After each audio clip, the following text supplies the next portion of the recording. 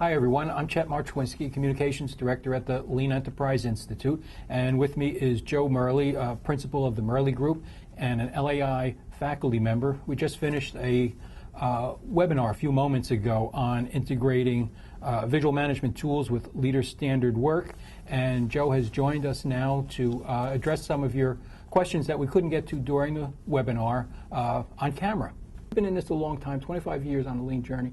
What is it about visual management, or sometimes called reduced to the 5S, that appeals to people? Sure. Well, you're hitting a couple of points there that I think warrant separating out a bit, teasing out a bit. One of the things that attracts people to visual management in general is they go visit other organizations that have been through the Lean journey. And guess what they see? They see the visuality of the environment that they're walking in. And they come back and they say, wow, this place was neat, clean, and orderly. It was obvious to me what was going on. Therefore, I have a high level of comfort that it was obvious to them, too. I want that for my own organization. And in fact, one of the things that organizations learn as they create more visuality in their environments is that it actually becomes a sales tool. You know, as your customers walk the value stream, as they walk the Gemba, they don't really know the detail of what you're doing, regardless of what business you're in, whether you're in body shop business, manufacturing, or banking, or insurance, doesn't really matter. But what they do see is that things either appear to be in control or they appear to not be in control. And a strongly visual environment, a strong 5S environment, lends an air of people being in control, and it actually helps sell the product. But an important distinction that I want to draw is that 5S is often, rightfully so, pointed out as one of the initial steps in the physical changes associated with the Lean transformation process.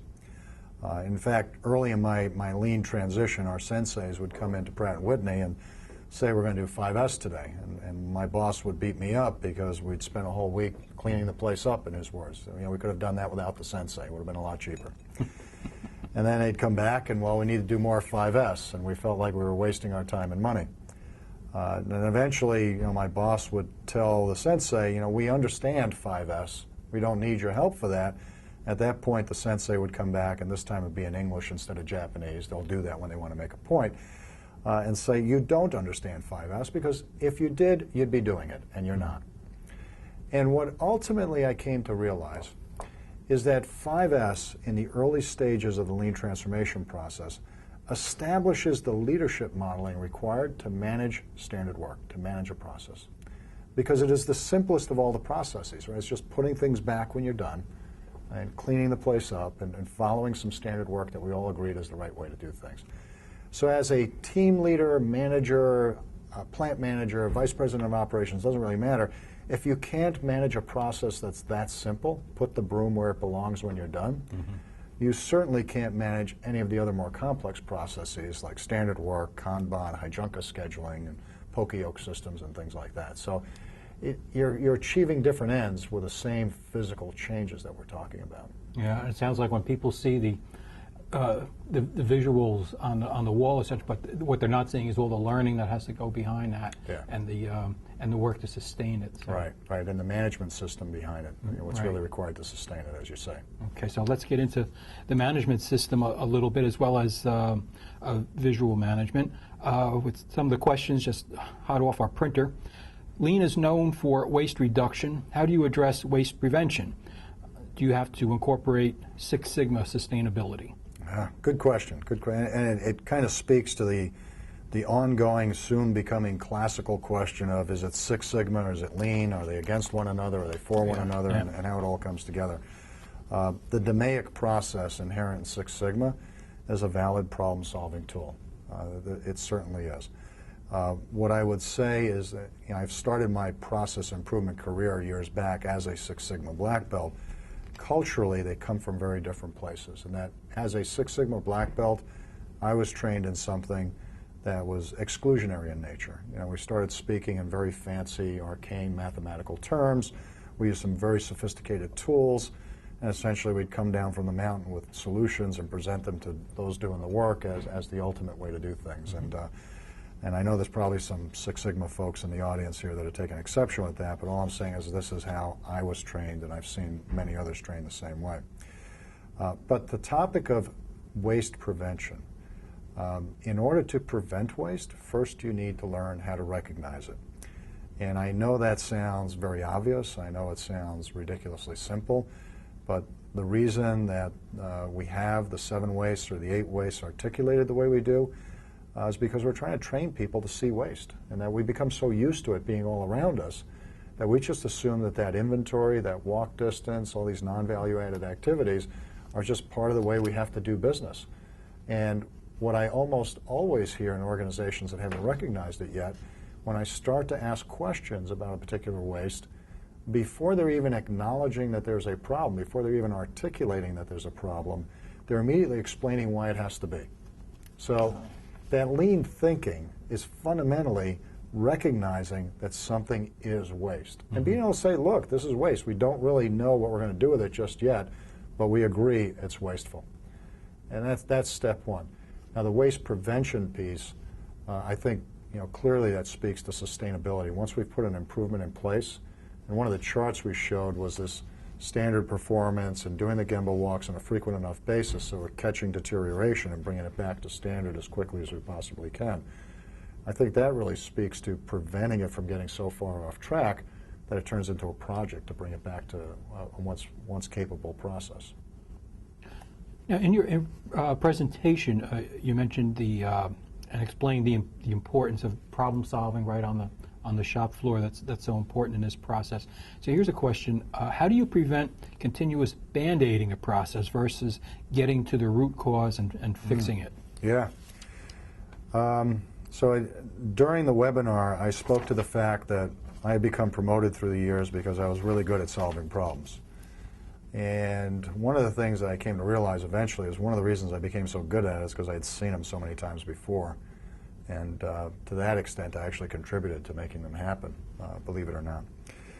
So we are always, always, always, in the context of this reflection process that I talk about, thinking about where was the waste and what was the process that contributed to that waste, and how am I going to change the process and modify that. And then once I've made that technical change to the process, how do I change the management standard work to sustain that process?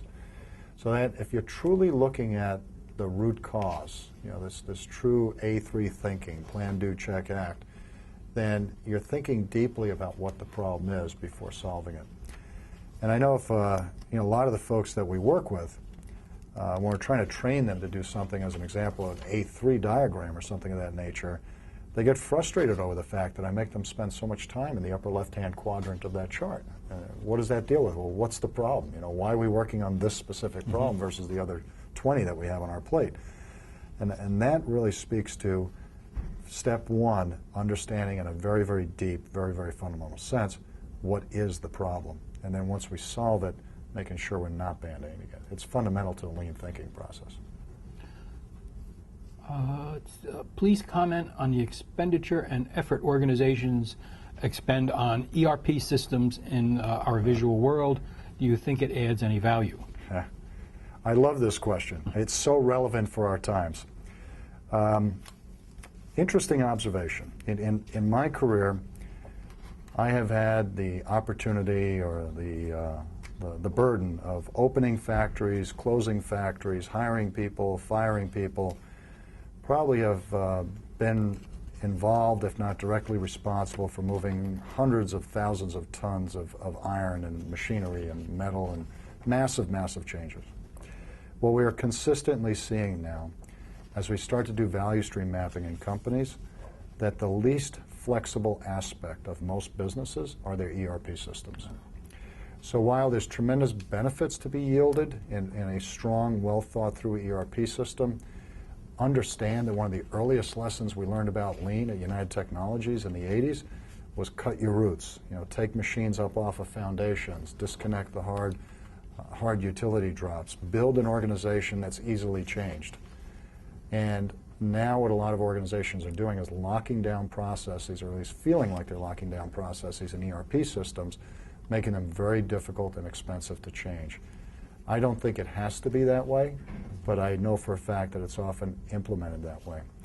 And also, what we see is that during the implementation process of ERP, when they go through the initial mapping as part of the installation, more use of value stream mapping should be taking place at those mapping sessions and really understanding what the future state value stream would look like utilizing an ERP, as opposed to relying on what's being touted as best practice in a particular industry.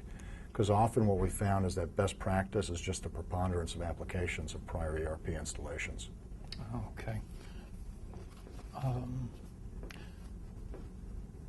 Would you have, or what kind of visual display or and-on, they're looking for an example of a visual display or and-on in an office environment so management knows to stop work and fix the root cause of the problem? Sure, sure. That's a good question. First of all, I think I need to clarify what an and-on is. I mean, classically, people know the and-on is a cord at a workstation in the Toyota production assembly line that any worker could pull and stop, if not the entire line, at least a section of the line, so that problems will get solved. What I think gets missed is that the and-on is a communication tool. What we're doing is we're communicating to the organization at large that there is a problem and that it needs to be dealt with now, and avoiding the propensity to want to just gather these problems up at the end of the month and create a Pareto chart and decide which ones we're going to work on. So if we establish that as the basis, then the and-on signal is really no different in an office environment than it is in a factory environment. It could be literally a physical red button on the desk that you push and a red light flashes. Or it could be an email that goes out to a group of people. It should be a physical visual signal that communicates to the team leader immediately that I have a problem, I need you to come see this, I need you to come see it now. And oh, by the way, organizationally we need to be structured so the team leader can come in a very short period of time. That's right. That's key, isn't it? It's just not, once you've identified, the and-on's gone off, you've got to respond to it. Yeah, and people kind of slough that over. I don't think people always realize, if you take a look at organizations like Toyota, the span of control is a lot tighter in a Toyota production system than many people would realize, so that team leaders are physically there and can immediately respond when an and-on is pulled and work with their organization. Okay. Here's one. Isn't the really critical, this is about management by walking around, isn't the really critical dimension that makes MBWA work the predictability of the walk, thus the questions and visuals are only some of the means to accomplish this, right? Good point, very good point.